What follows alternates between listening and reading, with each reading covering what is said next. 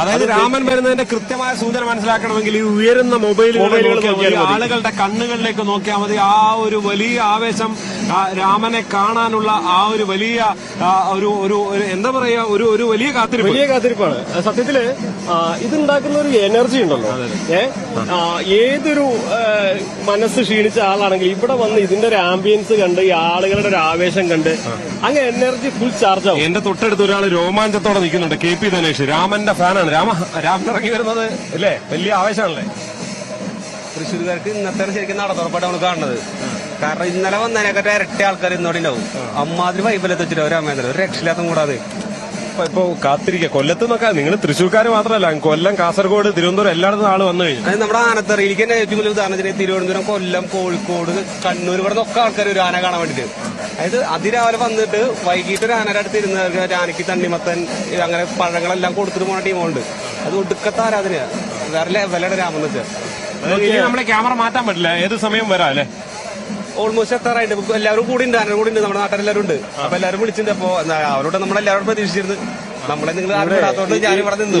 കൊട്ടിന്റെ താളം മുറുകുമ്പോ ഇവിടെ ആളുകളെ ഇവിടുന്ന് താളം പിടിക്കുന്നതിനൊപ്പം ഇതാ ഇറങ്ങുന്നു എന്നുള്ളൊരു രീതിയിലേക്ക് മാറിക്കൊണ്ടിരിക്കുകയാണ്. അതായത് ഈ താളം പിടിക്കുന്ന കണ്ടാലേ ചിലരിങ്ങനെ ഒറ്റയ്ക്ക് നിന്ന് ഈ ഒരു മൂഡിലേക്ക് കയറുന്നൊരു, നമുക്ക് കണ്ടാൽ ഇതെന്താണ് ഇവർ ചെയ്യുന്നതൊക്കെ, ഈ താളത്തെക്കുറിച്ചോ അറിയാത്ത ആളുകൾ. ദേവിസേട്ടന്റെ ദൃശ്യങ്ങളൊക്കെ വലിയ വൈറലാണല്ലോ. പുള്ളി സ്ഥലവും എവിടെയാണെന്നല്ല, പുള്ളി ചെണ്ടകൊട്ട് കേട്ടാൽ പുള്ളി താളം പിടിച്ചങ്ങ് കയറും. അത് പറഞ്ഞല്ല, അതൊരു വികാരമായി മനുഷ്യന്റെ അനുഭവമായി മാറുന്ന കാഴ്ചയാണ് യഥാർത്ഥത്തിലുള്ളത്. എന്തായാലും തെച്ചിക്കോട്ടുകാവ് രാമചന്ദ്രനെ കാത്ത ആനക്കേരളത്തിന്റെ പ്രിയപ്പെട്ടവർ, ആനപ്രേമികളുടെ വലിയൊരു സംഘം ഈ തെക്കേ ഗോപുര നടയ്ക്ക് മുന്നിൽ കാത്തു നിൽക്കുകയാണ്. അവരുടെ കണ്ണുകളിലൂടെ അത് ഒപ്പിയെടുക്കാൻ കാത്തു നിൽക്കുന്നു.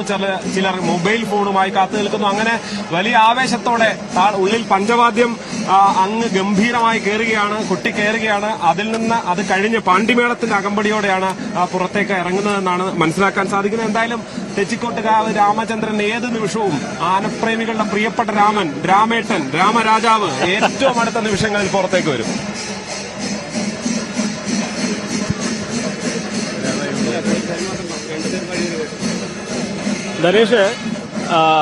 ധനേഷിന്റെ ഏറ്റവും വലിയൊരു ആവേശമാണ് രാമനെന്നറിയാം. എങ്ങനെയാണ് രാമന്റെ ഈ തെക്കോട്ടുള്ള വരവ് ക്യാമറമാനായിട്ടല്ല ഒരു ആരാധകനായിട്ട് കാണുന്നത്, ഒന്ന് പറഞ്ഞേ. നമുക്ക് ആന വന്ന് പീര് പിടിക്കുന്ന സമയത്തില് നമ്മുടെ രോമങ്ങളൊക്കെ ഇരിക്കും, ഭയങ്കര ഫീൽ. ആ സമയത്ത് എല്ലാവരും ആർപ്പ് വിളിച്ച് അത് വേറെ ലെവല. നമുക്ക് അതിന്റെ പരിസരം നോക്കില്ല ആൾക്കാർ, അമ്മാതിരി ആർപ്പുകളിയായിരിക്കും. അത് ആന വന്ന് പീര് പിടിക്കുമ്പോഴാണ് 3 പ്രാവശ്യം പീര് പിടിച്ചു പോയി. അത് തുമ്പി പൊന്തിച്ചിട്ട് പോവാ. അപ്പൊ പൊന്തിക്കുമ്പോ അത് വേറൊരു ആനയ്ക്ക് ആരും ഫീല് കിട്ടില്ല. രാമൻ ബാക്കി എല്ലാവരും നല്ലതാണ്, പൊട്ടയെന്നല്ല. പക്ഷെ തെച്ചിട്ട് രാമേന്ദ്രൻ വന്നിട്ട് ആ നിക്കണ നിൽപ്പ് അത് വേറെ ലെവൽ നിൽക്കണെങ്കിൽ മുട്ടാൻ പറ്റില്ല. അമ്മായി സെറ്റപ്പാന നിൽക്കുമ്പോ. ഗണേഷ് കുറെ കാലം ഈ ആനയുടെ കൂടെ നടന്നിട്ടുള്ളതല്ലേ? എന്റെ ഓർമ്മ വെച്ച കാലം മുതൽ ഈ ആനയുടെ കൂടെയാണ്. അതായത് എന്റെ അമ്പലത്തിന്റെ അപ്പുറത്ത് നമ്മുടെ വീട്. അപ്പൊ നമ്മള് പണ്ട് മുതലേ അമ്പലത്തിൽ കളിക്കാൻ പോലും സ്കൂളിൽ മറ്റേ ഇന്റർവെല്ലിന്റെ സമയത്തൊക്കെ അമ്പലത്തിന്റെ ആയിരിക്കും. അന്ന് മെയിനായിട്ട് അവിടെ നിന്ന് പായസം കിട്ടും, നമുക്കൊന്നൊരു ആനയ്ക്ക് തരും. അങ്ങനെ പോയിട്ട് രാമനോട് നമ്മൾ ചെറുപ്പം മുതലേ പോയോടാണ് ഇത്ര ഇഷ്ടം. അത് നമുക്ക് ഭയങ്കര പോസിറ്റീവ് എനർജി. എന്ത് ടെൻഷനില്ല ആനയുടെ അടുത്ത് പോയിരുന്നാൽ മതി. ആ തറയിൽ പോയി നിൽക്കുമ്പോൾ അല്ലെങ്കിൽ ആന കഴുകാൻ നിൽക്കുക, അല്ലെങ്കിൽ ആനയ്ക്ക് പട്ടിട്ട് കൊടുക്കുക, വേറെ ലെവലിൽ നമ്മുടെ എല്ലാ ടെൻഷനും മാറി കിട്ടും. എല്ലാം കൂടിയിട്ടുണ്ടല്ലോ ധനേഷ്. നമ്മുടെ മെയിൻ പരിപാടി അവധി ദിവസങ്ങളൊക്കെ അവിടെ തന്നെയാണ്. അല്ലെങ്കിൽ ഡ്യൂട്ടി കഴിഞ്ഞ് വന്നാലും നേരെ അമ്പലത്തിന്റെ തറയിൽ പോകാണ്ട് നമ്മൾ വീട്ടിൽ കയറില്ല.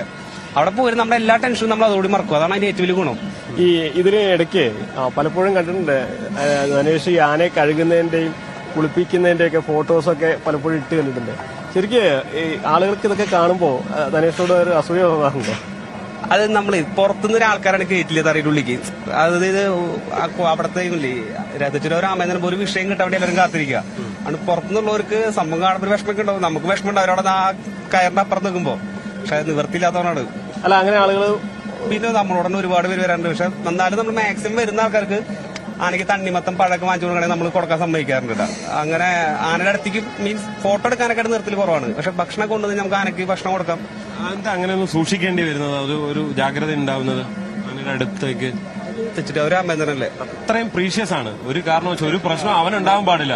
ആന സംബന്ധിച്ച് എന്റെ ചെക്കന് ഇപ്പൊ ഒരു 7 വയസ്സ്. അപ്പൊ ഒറ്റയ്ക്ക് ആനയുടെ നടുവിൽ പോയി നിൽക്കും, ഒറ്റയ്ക്ക് പോയി ഭക്ഷണം കൊടുത്തു വരും. ഒരു 3 വയസ്സ് പോലും അവന് ആനയുടെ അടുത്തുണ്ട്.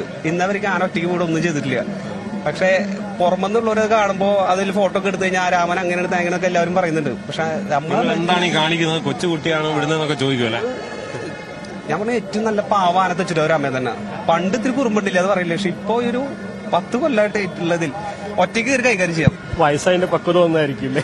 പക്കത്തിൽ ആന പക്ഷെ അങ്ങനെ പേടി കൂടല, അതിന്റെ ഒരു പ്രശ്നം ഉണ്ട് എനിക്ക്. അതല്ലാതെ ആന വേറെ പ്രശ്നങ്ങളൊന്നുമില്ല. ആർക്ക് വേണമെങ്കിലും കയറി ചെല്ലാം എന്ന് വെച്ചാൽ ആർക്ക് കയറി ചെല്ലരുന്നത്.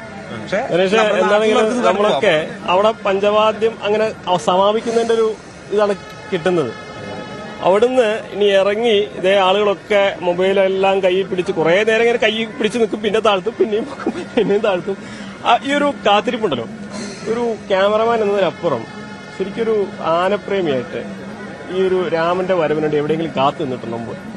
സത്യം പറഞ്ഞ തൃശ്ശൂർ എന്തൊരു ചോദ്യമാണല്ലേ അനുഭവം ചോദിക്കുന്നത്. എത്ര കാത്തു നിൽക്കില്ല, ജീവിതം മുഴുവൻ കാത്തിരിപ്പാണല്ലേ. നമ്മള് ലൈവിലോട്ട് നമുക്ക് പൂരത്തിന് അങ്ങനെ ഇന്നേക്ക് പൂരത്തിന് എന്റെ ടൈമിൽ പോകാൻ പറ്റിയിട്ടില്ല. ഫുൾ ടൈം നമ്മൾ ലൈവും കയറലായോണ്ട് അതിന്റെ കൂടെയാണ്. പക്ഷെ രാമൻ എന്ന് വെച്ചാൽ നമുക്ക് തലയെക്കെട്ട് കെട്ടിയിട്ട് എനിക്ക് സ്വതവേ ഒരു ആനകൾ എനിക്ക് ഇഷ്ടമില്ല. അതായത് തലയെക്കെട്ട് കെട്ടാണ്ട് തറയിൽ നിൽക്കുന്നത് കാണുമ്പോൾ നമുക്ക് പ്ലാനുകളോട് ഇഷ്ടം. ഈ വെയിലത്ത് ഇങ്ങനെ നിൽക്കുമ്പോൾ നമുക്കൊരു വിഷമമുണ്ട്, അത് രാമന് മറ്റാരാണ് നിൽക്കുള്ളൂ. പക്ഷെ തറയിൽ നിൽക്കുമ്പോൾ നമുക്ക് ഭയങ്കര ഇഷ്ടമാണ് എല്ലാ ആനയും.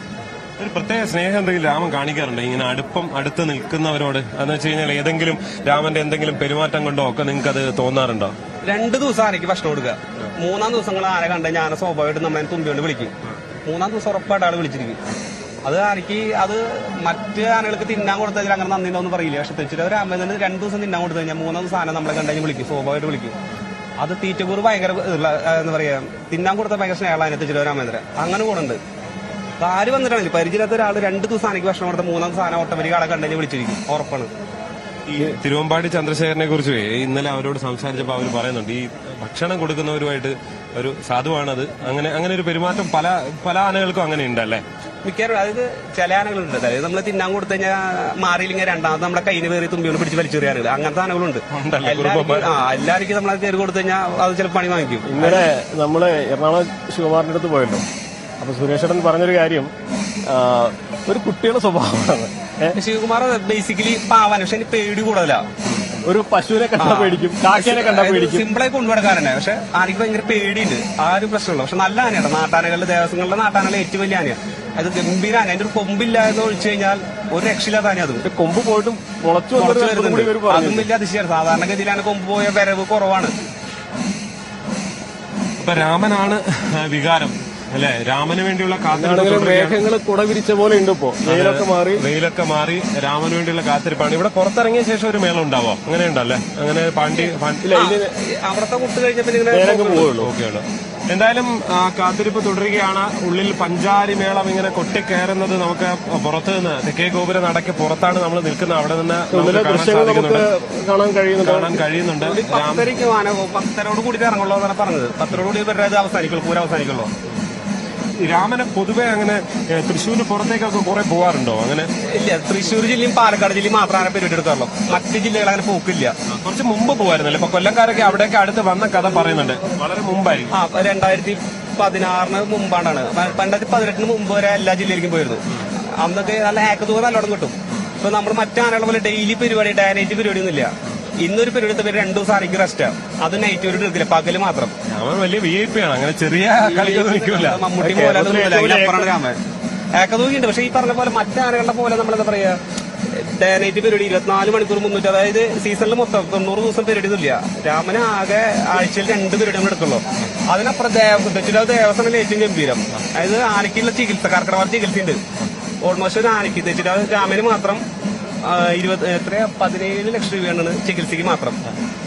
ദേവദാസിന് ഓൾമോസ്റ്റ് ഒരു 10 ലക്ഷം രൂപ കർക്കിടക ചികിത്സയ്ക്ക് മാത്രം. മറ്റാനക്കാൻ കൊടുക്കുന്നു വെച്ചാൽ ഭയങ്കര സയൻസ് കുറവായിരിക്കും. കാരണം ഒറിജിനൽ ഈത്തപ്പഴം എല്ലാം നമുക്കേ രാമൻ വരാൻ ഇത്തിരി സമയം. രാമന്റെ ഫ്രെയിം PCR കാത്തിരിക്കുക. പെട്ടെന്ന് ഇടവേള എടുത്തിട്ട് ഞങ്ങൾക്ക് തിരിച്ചു വരണം. രാമന്റെ ആദ്യ ദൃശ്യം തന്നെ നമുക്ക് പ്രേക്ഷകരിലേക്ക് എത്തിക്കണം. അപ്പോ പെട്ടെന്നൊരു ഇടവേള.